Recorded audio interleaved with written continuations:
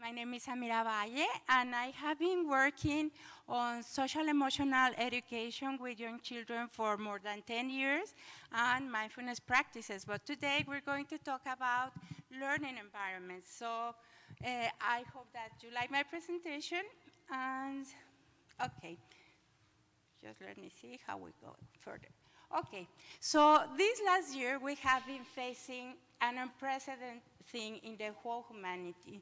This pandemic has changed the way we see things, the way we do things, and it's been like a horrible storm that is facing us, and that it's like if we were in a rough sea and with all these huge waves, and sometimes we do not know what to do.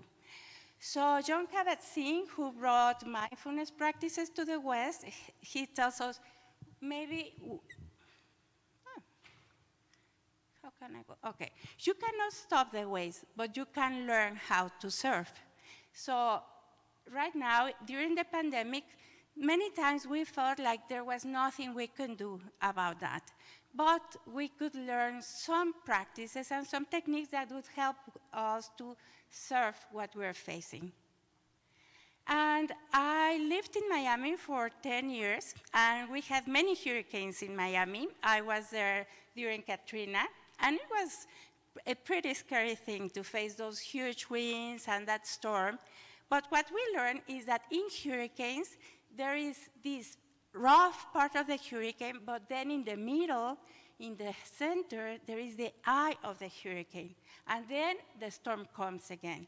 So we can imagine that this pandemic is like a hurricane.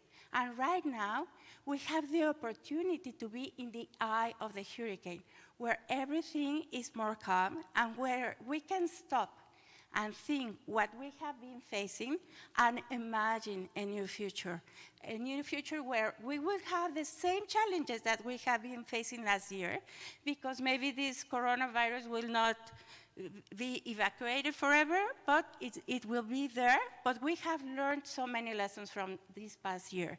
So what I'm going to ask you is that right now we can close our eyes, if you're comfortable closing your eyes, and imagine, you can put your hands on your table, and just one finger, you will lift one finger when you do one deep breath. So we will inhale and exhale, and we lift one finger. Then another finger. Inhale, exhale, then the other one. The other one, and the last one. We have done 5 deep breaths, and what we have done is that we have stopped for 5 seconds. And can you see how your body feels after stopping and mindfully breathing for 5 seconds? It brings us to the here and now. So that now that we are in the here and now, I ask you to try to think, what did you learn this last year? What did you learn from the pandemic? Is there any good thing that the pandemic has left you? Is there any lesson that you have learned? For me, what I learned during this year is that homeschool partnerships are essential. So education could not have gone on if homes and parents were not supportive of teachers.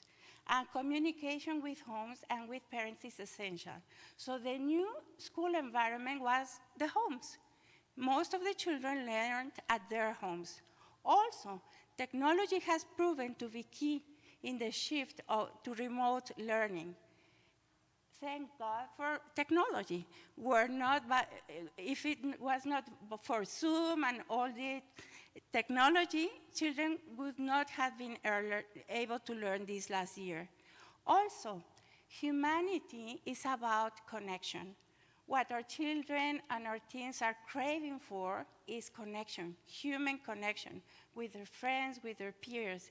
It's not about learning the content, the academic content that children go to school. Children go to school to make friends, to learn to socialize, to have this social interaction. Also, it has taught us that mental health is a priority. The main problem during the pandemic has been the emotional problem. We feel so scared, we feel so frightened, we feel so stressed, and anxiety and depression have been the main issues, not only in adults and old people, also in very young children. And also, and the last and more important thing is that we cannot forget our role in nature. We are not the center of nature. We are not the most important creature in nature. We are one more of all the animals and all the creatures in nature. And we have to learn to find our place within nature, because we have been so disconnected, thinking that we are the most important thing in the world, that we forgot about the ecology and nature. And what has happened? That nature has reclaimed its right to be the most important thing. So maybe we should be humble and learn that we're only one more species in this world. Okay, so if we are in the eye of the hurricane right now, if we can just make this stop, this conscious stop, and gather together all these people who really care about education, we have the chance to rethink our future. We have the chance to think what's the most important thing that we can provide to our children and teens. What's the most important place where they can be able to learn what's really important in life. And so we have this opportunity to reinvent our educational spaces. And also, when I was living in Miami and I was during Katrina, I had the chance to witness something very particular, and that was the importance of flexibility. You know, in Miami, well, in Florida, there are many palm trees, and palm trees are super flexible. With the big, huge winds, they just move and they let their leaves go. All that is not important. They just let go and they just move with the wind. And what happens if you're not flexible and you're facing a storm? You just crack. And those huge, very important and very proud trees, they just cracked with those winds. So what we have to do right now, that we're facing this huge storm, is to learn to be flexible.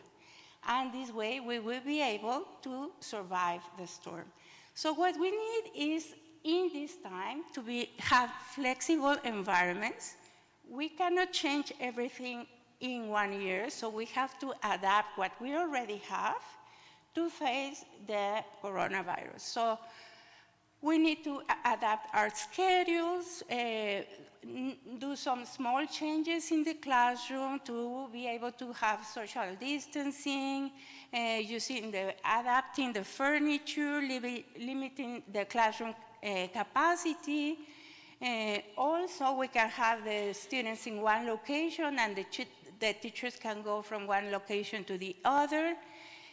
All these small changes which have already been taking place and which have the intention of preventing the disease transmission. But that's the adaptation for this moment. But what about the next generation classroom? The next generation classroom will have to provide flexible spaces for students to be able to learn at their own pace. Imagine that we were in a contest of climbing a tree, and there is a bunch of animals in that contest. And there is a monkey, but there is a snake, and there is a seal and a fish. And you will be judged on who climbs the tree first. Of course, every animal has a different ability. And of course, maybe the monkey will be the first to climb the tree. But we cannot judge the fish for not being able to climb the tree, because the fish is going to swim the fastest. So every child and every species has a different ability, and every child is different. So every child needs to have an environment where he or she can perform the best. with the ability to go at its own pace, at his own pace, so the new classroom environments will be more flexible. And they will have this ability to connect with technology. So what we need to do is design these new spaces with the ability to be connecting to technology. Either to connect with homes when children are still at home, or having the adaptability to be connected to technology. And this is a new paradigm shift. So spaces have to be flexible and fluid to better support the adaptability to these online things. But this is really great in countries such as the US, where we are right now. But I am from Mexico. And this online learning and this online teaching is a utopia in most of the countries in the world. Why? Because we do not have access to internet. Most of the families do not have devices. They do not have cell phones or computers. So we can do our best effort to teach them online, and we can have great programs and great platforms. Still, they are not good enough for our countries because we do not have access to internet. So what can we do to have this same flexibility that the classrooms need right now? When we have technology, we need Starbucks in the classroom, access to internet, front room interactivity in the boards, interactive software, content sharing, huddle spaces, learning labs, smart desktops. This is our dream. This is our dream if we learn with technology.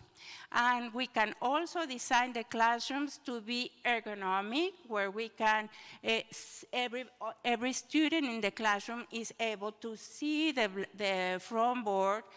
There are also applications to be able to design the spaces so that they have all good access to hearing, so that we have all access to sight and hearing the class. That is wonderful. And as we have seen, what we need is it to be flexible. But that will teach us only the academic content. But what we have seen during the pandemic is that the emotional life of our children and our teens is the most important. Because what happens if I am super stressed or I am very depressed?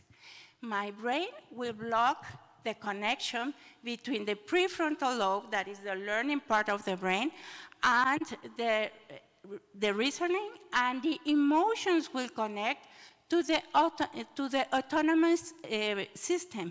And we will act only in autopilot. We will act with our survival response, and we will not be able to be learning academic content if we are super stressed. So the first thing to guarantee the learning in our children is that they are relaxed and they are okay with their emotions. So what do we need to provide children with that emotional regulation space? We need mindful spaces.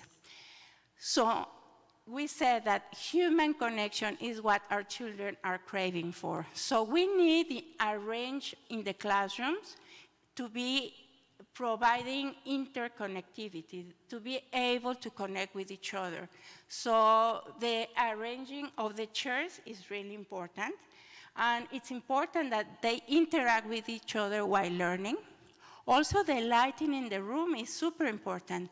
If we have very bright lights, that can be distractive. So we need to have very good illuminated classrooms, but with natural light if possible. Also, most of the children need movement in order to be regulated, because movement activates the parasympathetic system, the calming system. So having toys such as stress balls in the classroom, while they are learning, they are still regulating their emotions, so it's really good. Having background music, calming music if we need to calm the classroom, and more active music if they need to be active.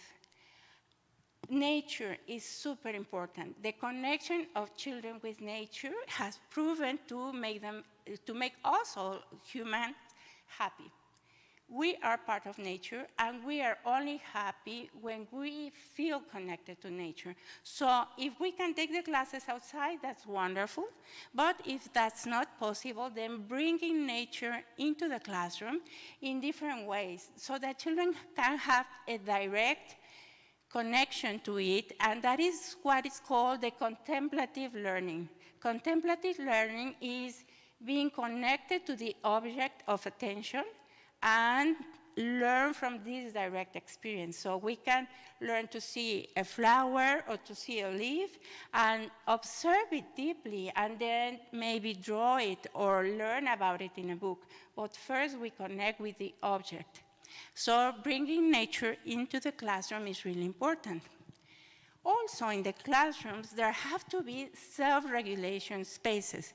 And these self-regulation spaces are also called for classrooms of little children, peace corners. So what is a peace corner? It's a space in the class where children can go on their own to self-regulate. And there are certain elements that are important to be in a peace corner that will help children to regulate when they are feeling a very strong emotion. It can be fear, it can be anger, or maybe they are super excited because they're having a party. Whatever it is that they need to regulate, they can use maybe mandala coloring books, relaxing instruments, a pillow or something soft to lie down and read books, stuffed animals to practice breathing, a bell or a xylophone, a Huber sphere, and suitable books.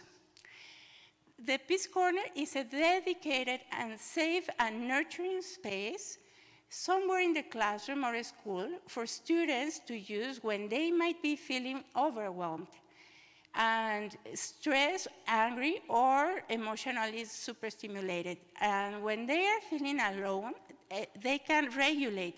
Imagine a turtle. When the turtle is nervous, it goes into the shell.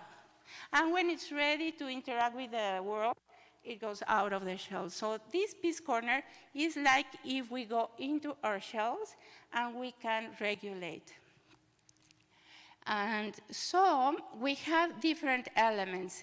Elements such as this emotions glass that we can do very easily. We can use glycerin, water, sparkles, and a little 2 drops of soap, and we can make it. They can shake it, and when all these sparkles are in the glass, it's like if we are very emotionally stimulated, maybe fear, maybe anger, and we just let it rest and breathe.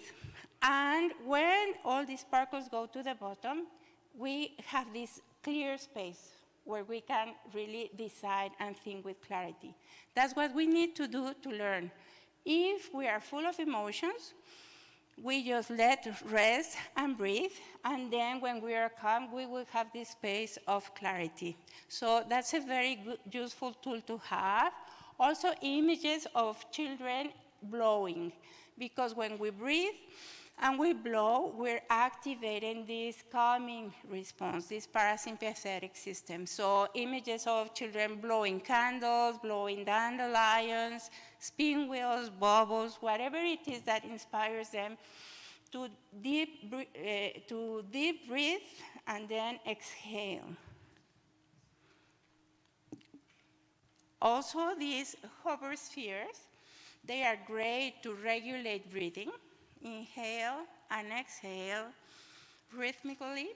It helps them so much to regulate. Also, with seashells, they can listen to the sea in the seashells. So they're focusing their attention in their senses. This will really help them to be calm. And so here we have some pictures of children using those instruments. This is the emotions glass that I was talking to you about. And these calming spaces or peace corners are not only important for little children. We have been doing them also with high school and even university students. We can choose a space in the school where we can adapt it and have maybe cushions or puffs, something where they can just sit and relax and have these like lava lamps or even cards with different breathing techniques or different activities that would help students to regulate. This has been done in Mexico in the public high schools and has been really, really successful because we have no idea about the stories that children and teens bring to the school. Sometimes they have had horrible morning with their parents, or they are in a very violent neighborhood, or they bring all this to the classroom. And if we're not aware, then they will not be able to learn. We can do whatever we want as teachers. If the children is not regulated, or the teen, they will not be able to learn. So these spaces are super important. I was telling you that we need flexible classrooms, and this is not an invention to the future. This is something that has existed for more than 100 years. We have the Montessori classroom. Maria Montessori was a visionary, and just observing the children, she was able to design these learning environments, which provide everything that we have been learning about the next generation classroom. Why don't we look at the past and see what has already been done and is successful? We do not have to invent the black thread. We have so many great examples that we can take. So in the classroom, in the Montessori classroom, all the materials are accessible to children, and they can go and take whatever they are feeling drawn to. So they take the materials, they learn on their own, they can interact with other children, but every child is learning at their own pace. And that's what is important, because it's an inclusive education, and it's a way to have every child learn at his own pace. So this is a great example of a flexible classroom. And you can see so many children of different ages, from 3 to 6 in the classroom, interacting, each one of them working very profoundly concentrated in their own work. So this is a great example to take. Also, we have a new experiment that is going on in Spain mainly, and that is called the forest schools. What are the forest schools? That is also a great educational environment if we are able to have it. Schools are inside the forest. The trees are the tables and the chairs, and the elements in the forest are their learning tools. So children are deeply connected with nature. And children learn in such a happy environment. We know that, for instance, in Japan, when somebody is having an emotional breakdown, the doctors told them to have a forest bath. That means going to nature and being in the forest and recovering that peace and connecting with nature. So forest schools are a great example of a new educational environment that will allow children to know the place of human being within nature. So these spaces with nature will allow them to know that we are not the supreme creature in nature. We're just part of all the ecosystem, and only if we recover that humility of being part of ecology and ecosystems, then we will be able to move on as species connected with nature. Because coronavirus is a great example of what happens when we are deeply disconnected. So this is my proposal for new classrooms, rescuing what is really good from the past and incorporating technology in the countries where it is able to be done. Well, thank you.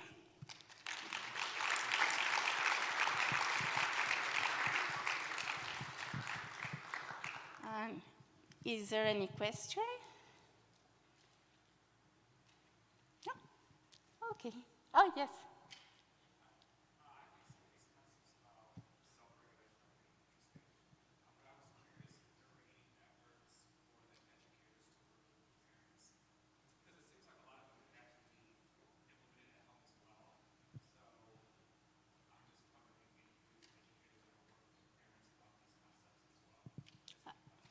So, I'm sorry, I do not listen very well, but are you asking me about the connection between educators and parents? Yes. Okay, yes. Because we have been thinking about this next generation classroom as something isolated from the home. But what we have seen during the pandemic is that was it not for parents, education could not have been going on all this year. So it's really important to enforce the communication between the home and the school. Also, schools have to be aware and conscious of the technology available in the homes. Because many schools, like in my country, private schools have a lot of platforms developed, and they have done a great effort to have these platforms. But what happens if at home there is no internet? What happens if there is no device where children can connect? So what we have to do is materials that can be sent home, and we can give the instructions to parents and have these classes. In my country, what we have done is that since most of the homes don't have internet, the Ministry of Education has done capsules of pre-recorded classes, 10, 15 minutes, and they have been broadcasted in public television because most of the homes do have at least one television, and so children can watch the classes in television and have the materials with them. So the school will provide the materials, and they will use them while watching the television. So depending on the technology available at home is that we have to adapt the contents of our classes and the way the children will be connecting with the class. Also, when we use technology, what it has been seen is that parents can think that children are connected to the class, but they can just be skipping the class and playing video games and just pretending to be in the classroom. So it's very difficult for a child to be able to connect 8 hours a day through a screen to the content. So children need to learn with all the senses, with manipulative things, sensorial things, and it's going to be a great effort, but if it's possible to send these materials home, children should have these material things, sensorial materials to be able to learn as well, because learning through a screen is terribly tiring for a child or even for a young people. So, any other question? No? Well, thank you very much.